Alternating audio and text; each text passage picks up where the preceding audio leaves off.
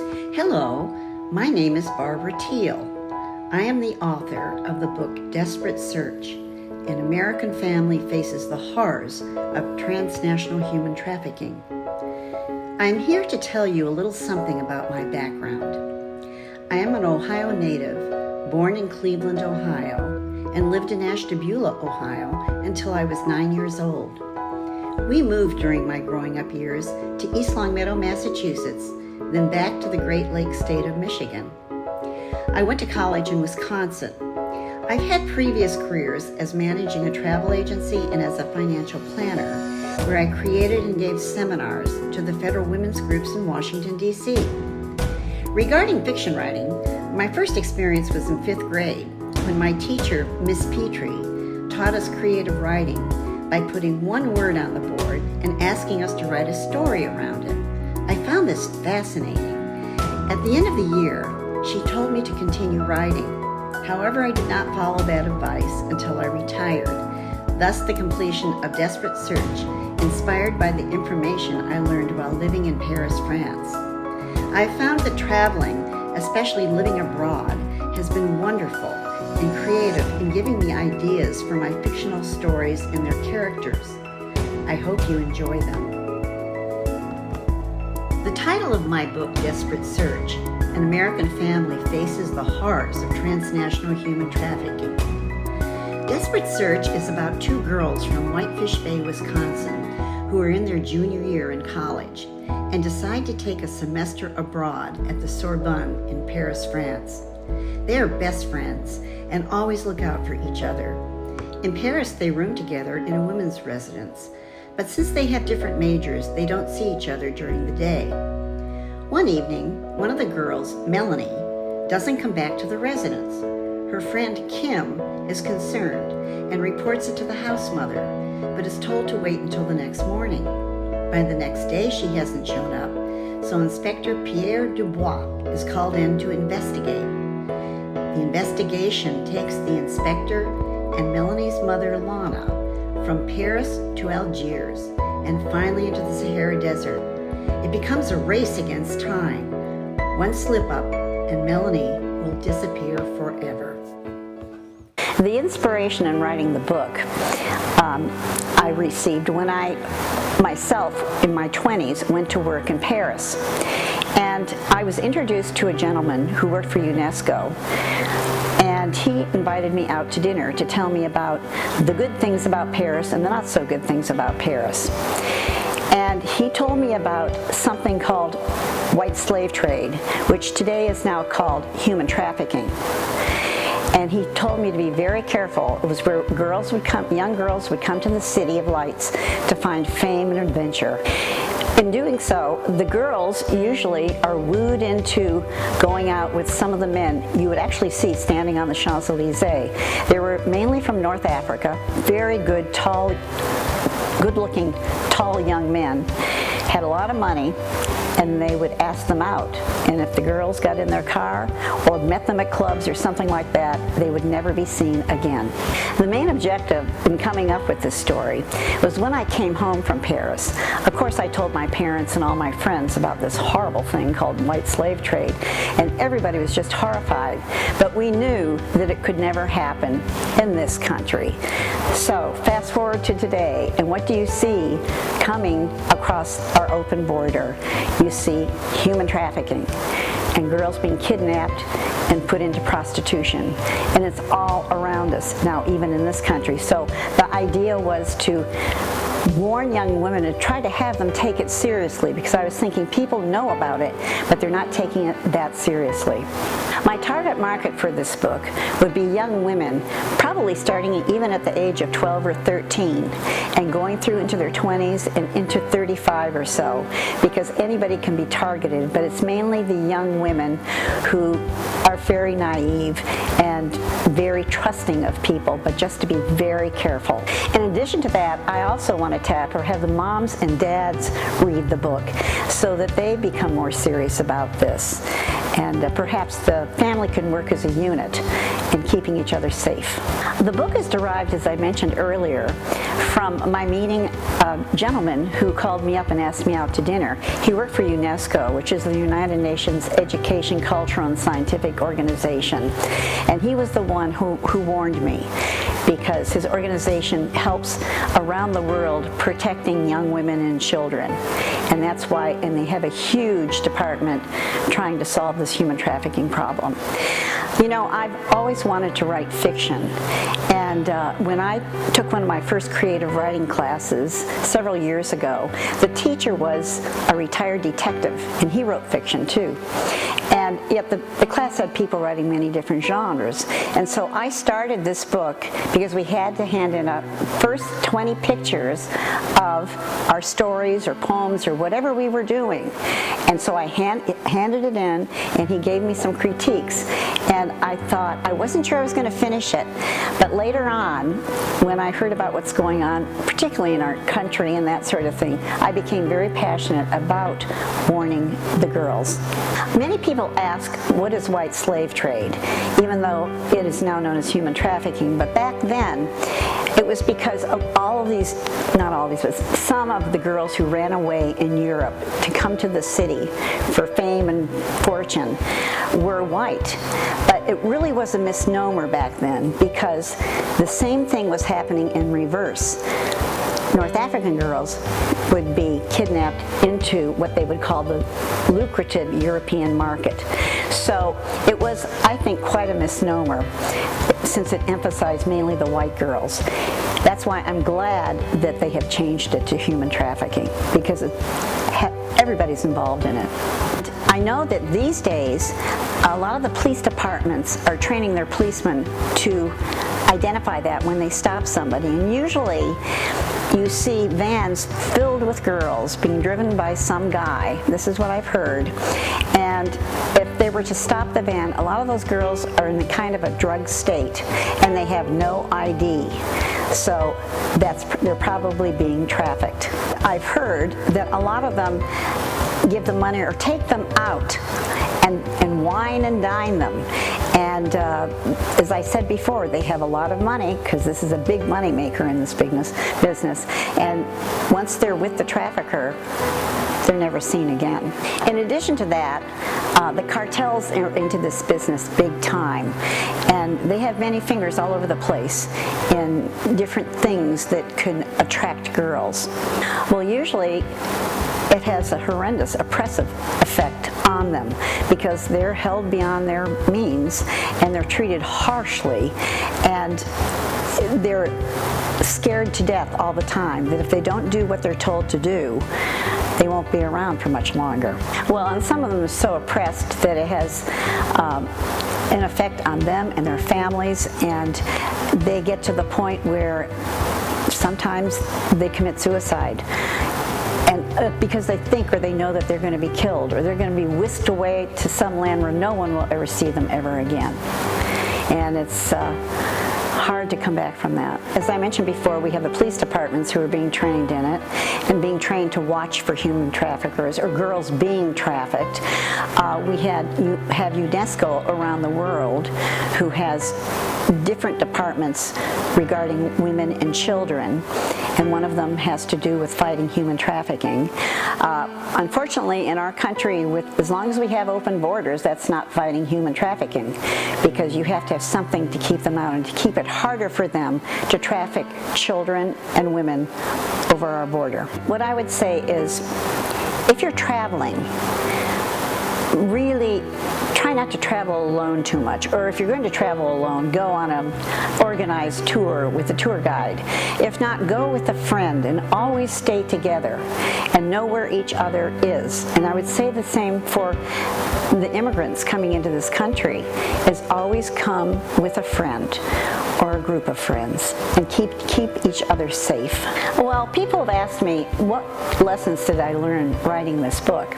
And first of all, you have to write, well, when you write fiction, and I do, I write about something that's kind of a passionate issue for me, because then it really gets you involved in the book, and the research is really fun. It was more phenomenal than I thought.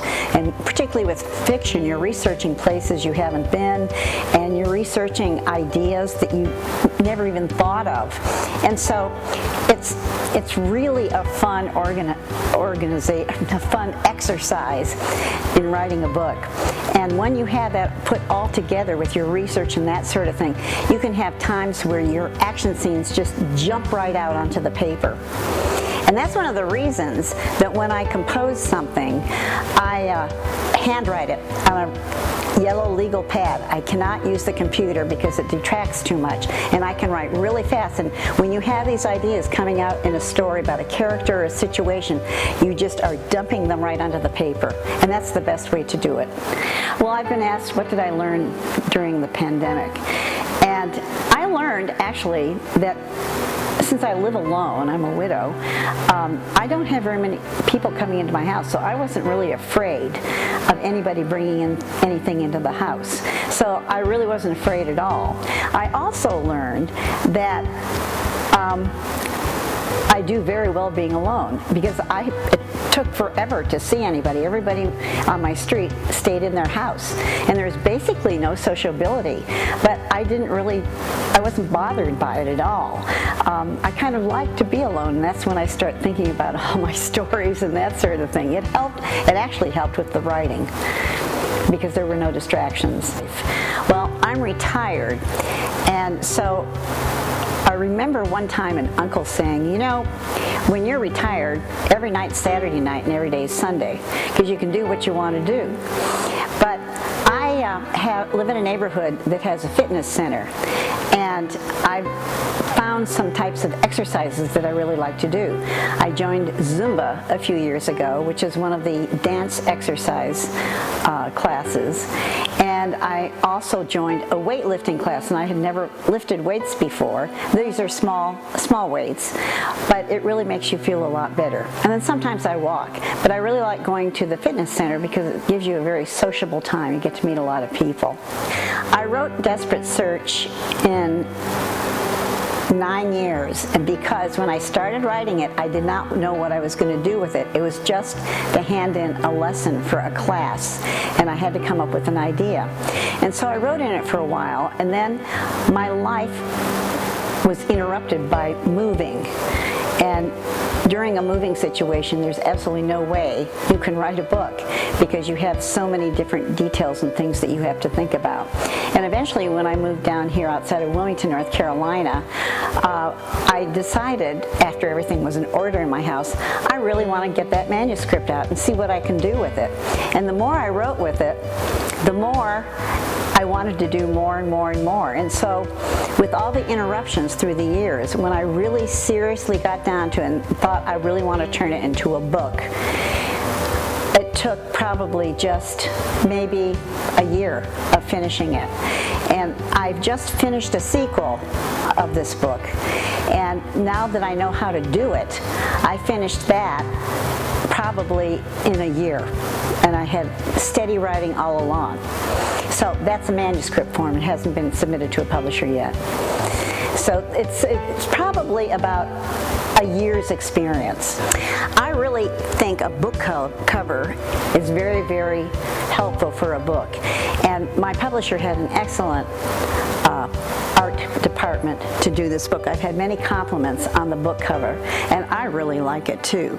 So because I know when I go into a bookstore or something, if I see an interesting looking book cover along with an interesting looking title, I will immediately kind of thumb through it and look in the front of the book and maybe look in the back and see what people have said about it. And I think the book cover is very, very important. So you need to have an art department, good art department with your publisher. In writing, what works best for me is to have a writing studio and to have a place where I can go and write and that I'm comfortable. And it is not at the computer, because the computer to me is not that creative. It's a tool to edit the book. So I have a guest bedroom upstairs that doubles as a guest bedroom, of course, when guests are here.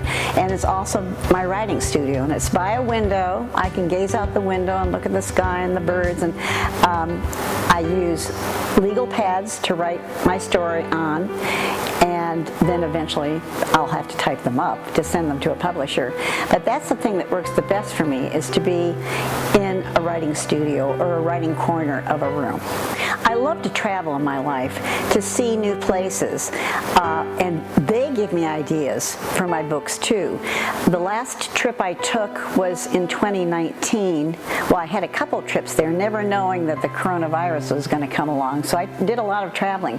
In 29, I went to Costa Rica, and I also went to Eastern Canada and visited the major cities of Toronto, Quebec, Montreal, and Ottawa. And I got some fantastic ideas up there. And then even going on side trips, you know, when you're on a tour, like let's say you go on a boat trip or you go somewhere else, or you take a road trip, a planned excursion for a day or two along the roadside, you can pick up all sorts of ideas and thoughts. And traveling is fantastic because it helps me with my ideas and creativity. When I had finished my manuscript, I had heard so many stories about people sending in manuscripts, and they were all rejected. So I sat on the book for 6 months, getting up my nerve, and I thought, you know, you've done so much work, you might as well try it. So I'd heard of a few publishing companies, and I started with one. And it was like, I thought, it was like waiting. They told me they could get back to me in about 9 days. And it was just like waiting to see if you were going to get into college. It was very nerve-wracking. And so I had to set myself up for, what do I do if I'm turned down? Well, within about 7 days, I was called, and it was accepted by the first publisher I sent it to. And it was just amazingly exciting. I couldn't believe it.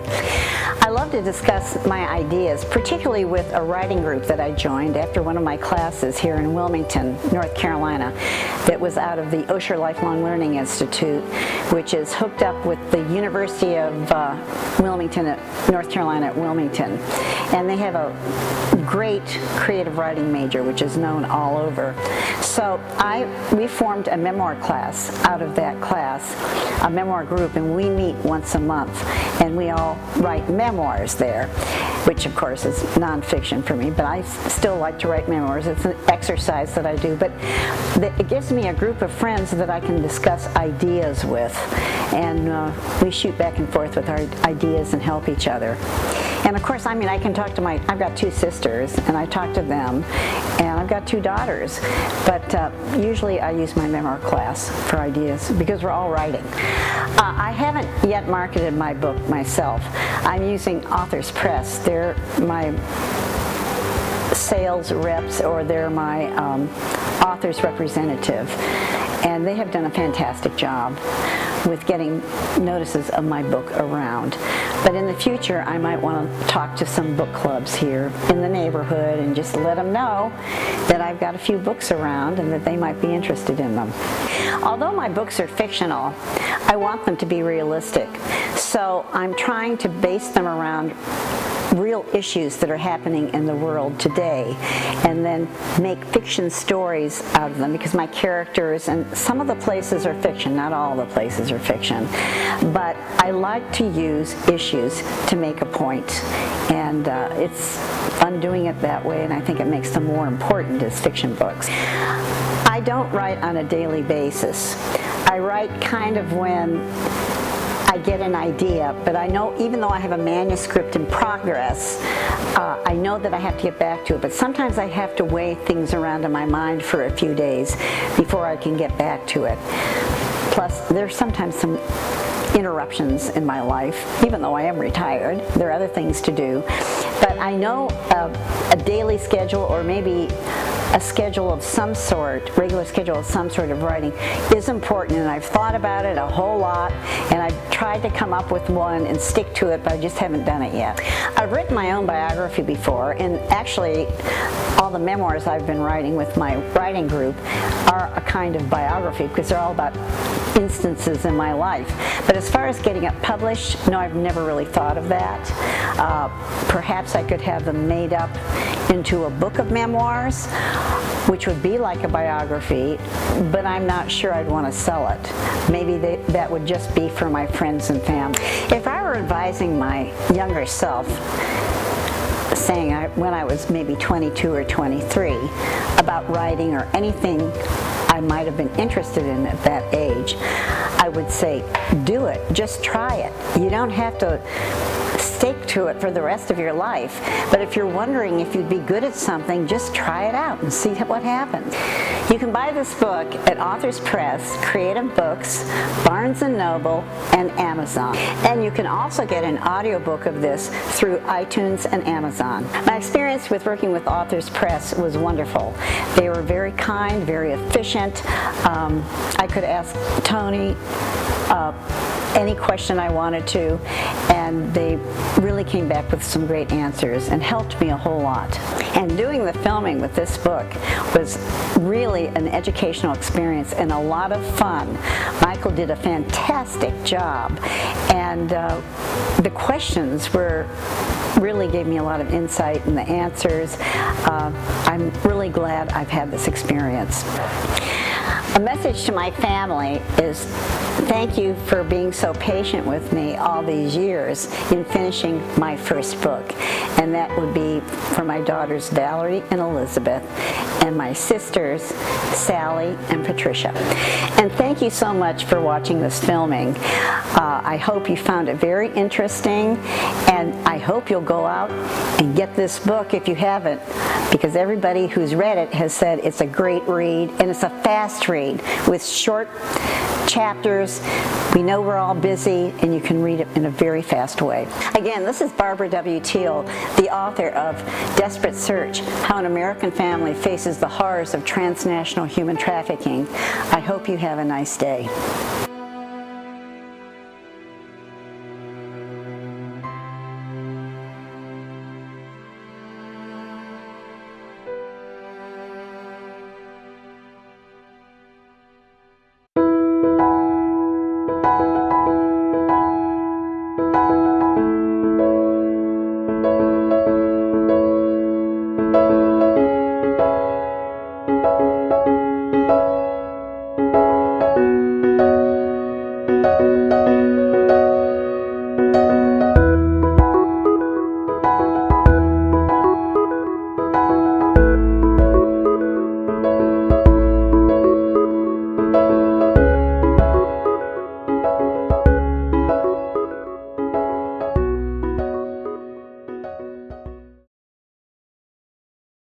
I hope you have a nice day. I went wrong. What was it I was supposed to say? Not go by the temple.